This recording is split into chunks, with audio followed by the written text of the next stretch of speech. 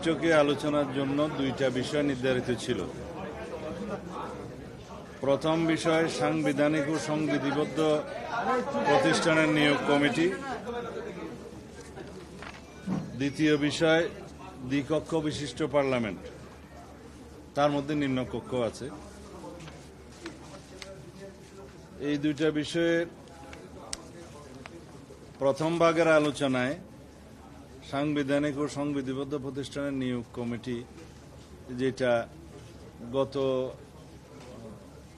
আগের দিনের আলোচনাতেও ছিল, এর আগেও ছিল, এনসিসি নামে ছিল, তারপরে সাংবিধানিক ও সংবিধিবদ্ধ প্রতিষ্ঠানের নিয়োগ কমিটি এই নামে ছিল তারপরের দিন, আজকেও একইভাবে এসছে। এইখানে সংস্কার কমিশনের, জাতীয় ঐক্য কমিশনের পক্ষ থেকে কয়েকটি বিষয়ে সংযোজন সংশোধন করে আজকে উপস্থাপন করা হয়েছে। কিন্তু এই বিষয়ে আমাদের বক্তব্য আগের মতোই। আমরা সাংবিধানিক বিভিন্ন সংস্থা, কমিশন এবং সংবিধিবদ্ধ সংস্থা কয়েকটি এর নিয়োগ সংক্রান্ত বিষয়ে আমাদের মতামত আগে যেভাবে ছিল এখনো আছে। আমরা চাই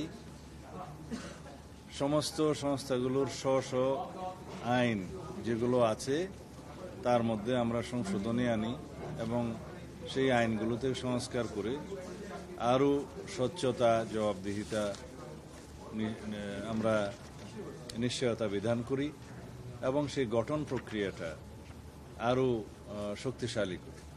তার মধ্য দিয়ে সাংবিধানিক প্রতিষ্ঠানগুলো আমরা আরও জন আকাঙ্ক্ষার সাথে মিলিয়ে ভবিষ্যতে আমরা সেই প্রতিষ্ঠানগুলোকে নির্মাণ করতে পারব। সংবিধিবদ্ধ প্রতিষ্ঠানের ক্ষেত্রেও একই, বিদ্যমান আইন, যেমন দুর্নীতি দমন কমিশনের বিষয়টি এখানে এসছে, বিদ্যমান আইনে অনেক সংস্কার প্রয়োজন। আমরা প্রয়োজনীয় গণতান্ত্রিক সংস্কারের মধ্য দিয়ে দুর্নীতি দমন কমিশনের নিজস্ব স্বচ্ছতা, জবাবদিহিতা, নিশ্চয়তা বিধান করতে চাই এবং একই সাথে একটি শক্তিশালী দুর্নীতি দমন কমিশন, কার্যকর দুর্নীতি দমন কমিশন আমরা গঠন করতে চাই। এই কথাগুলো আমরা বলেছি এবং আরও অন্যান্য কমিশন এবং আইনের দ্বারা নির্ধারিত আরও যদি সংস্থা থাকে, সকল বিষয়েই ঐক্যমতের ভিত্তিতে আমরা আইন প্রণয়নের মধ্য দিয়ে সেই নিয়োগ বিধিটা স্ব আইনে রাখতে চাই। কারণ আমরা রাষ্ট্রের মধ্যে ভারসাম্য প্রতিষ্ঠার জন্য নির্বাহী বিভাগ, বিচার বিভাগ এবং বিচার বিভাগ এবং আইনসভা, নির্বাহী বিভাগ, বিচার বিভাগ এবং আইনসভা সবগুলোর একটা ভারসাম্যমূলক কর্মকাণ্ড বা ভারসাম্যমূলক একটা রাষ্ট্র ব্যবস্থা প্রতিষ্ঠা করতে চাই এবং সকল বিভাগের যার আওতাধীন স্বাধীনভাবে আইন কর্মকাণ্ড যাতে পরিচালনা করতে পারে সেই ব্যবস্থাটা আমরা প্রতিষ্ঠা করতে চাই। এই বিষয়ে এখানে আমার বক্তব্য শেষ। আর দ্বিকক্ষ বিশিষ্ট পার্লামেন্টের ক্ষেত্রে আমাদের দলীয় প্রস্তাব, যেটা আমাদের 31 দফাতে ছিল, সেই প্রস্তাবে আমরা আবার দিয়েছি যে আমরা দ্বিকক্ষ বিশিষ্ট পার্লামেন্টের উচ্চ কক্ষে 100 সদস্য বিশিষ্ট আমরা উচ্চ কক্ষ প্রতিষ্ঠা করতে চাই এবং সেই 100 সদস্য পার্লামেন্টের নিম্নকক্ষে অর্থাৎ জাতীয় সংসদে প্রাপ্ত আসনের ভিত্তিতে সেটা নির্বাচিত হবে এবং তার পাওয়ার ফাংশনের মধ্যে আমরা যে সমস্ত বিষয় এখানে আলোচনা হয়েছে সেটা একটু পরে বলবো। তার আগে গঠন প্রক্রিয়ার মধ্যে আমরা এখনো একমত হতে পারিনি, কারণ এখানে বিভিন্ন রকম প্রস্তাব এসছে। পপুলার ভোটের সংখ্যানুপাতে নেয়ার প্রস্তাব এসছে, ওর মধ্যে 50% পপুলার ভোটে আর 50% নির্ধারিত বিভিন্ন ক্যাটাগরির, যেমন এখানে রাষ্ট্রবিজ্ঞানী, সমাজবিজ্ঞানী, মানবাধিকার কর্মী, নারী এবং সমাজের পিছিয়ে পড়া অংশ থেকে বিভিন্ন শ্রেণী, বিভিন্ন পেশার মানুষের মধ্য থেকে নেয়ার বিষয়েও একটা আলোচনা এসছে।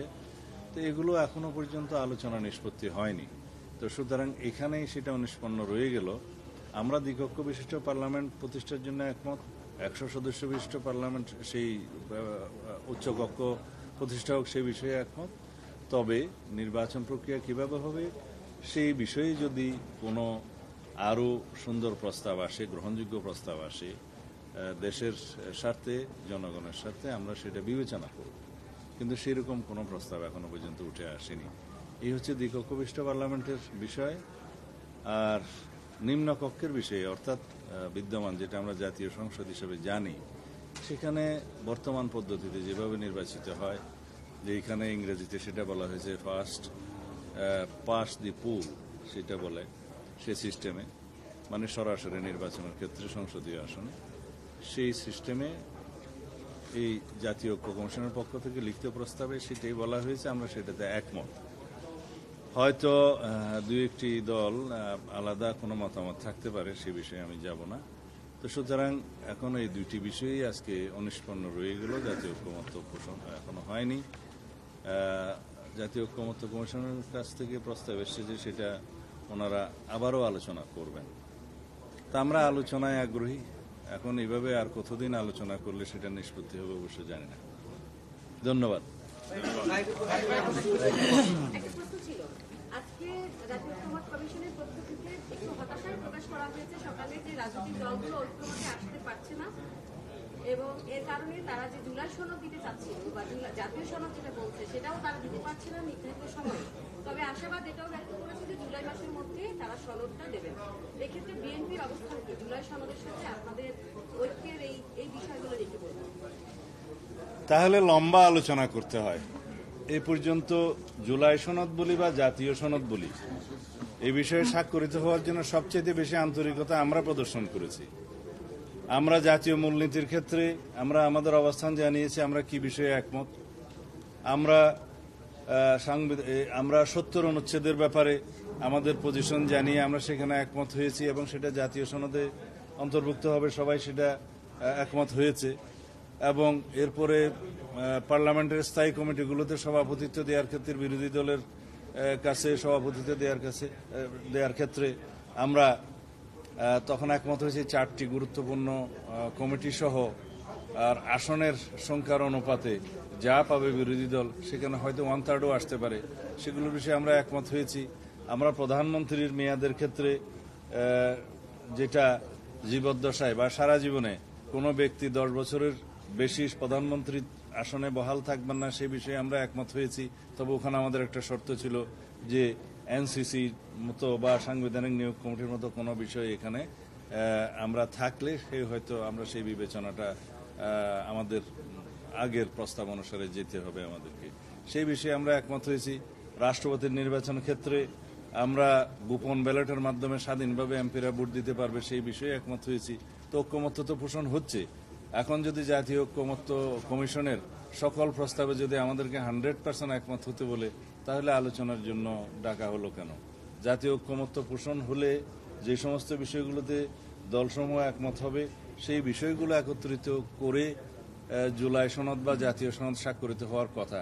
তা এখন এখানে যদি আমাদেরকে বাধ্য করা হয় যে এই সমস্ত বিষয়ে একমত হতেই হবে, সেটা তো সঠিক হলো না। আমি হতাশ নই, আমরা হতাশা কখনোই ব্যক্ত করি না, আমরা আশাবাদ ব্যক্ত করি। আমরা এই প্রস্তাব দেব যে সমস্ত বিষয়ে দলসমূহ এবং সবাই মিলে ঐক্যমত্য পোষণ হবে, সেগুলো জুলাই সনদ হিসেবে স্বাক্ষরিত হবে। আর বিষয় যেগুলো এখনো আলোচনাধীন আছে, এই বিষয়ে আমি কোনো আলোচনার টেবিলে যেহেতু আছে, এই বিষয়ে আমি কংক্রিট কোনো সিদ্ধান্তমূলক কোনো কথা আমার দলের পক্ষ থেকে দেব না। যদি নতুন কোনো প্রস্তাব আসে ওই বিষয়গুলোতে গ্রহণযোগ্য, যেটা জাতির জন্য কল্যাণ হবে, সেটা অবশ্যই আমরা দলে আলোচনা করে পরে আবার জানাবো। এই হচ্ছে আমাদের বক্তব্য।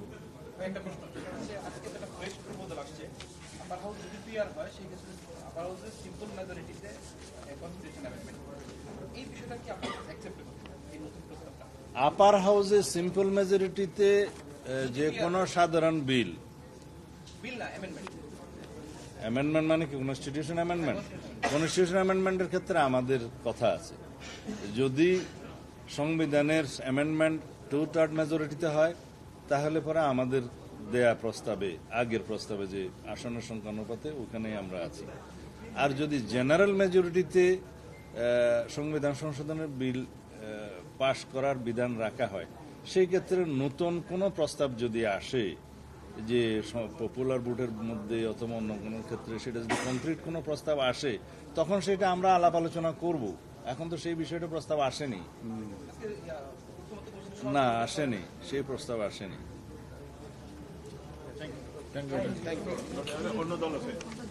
Thank you.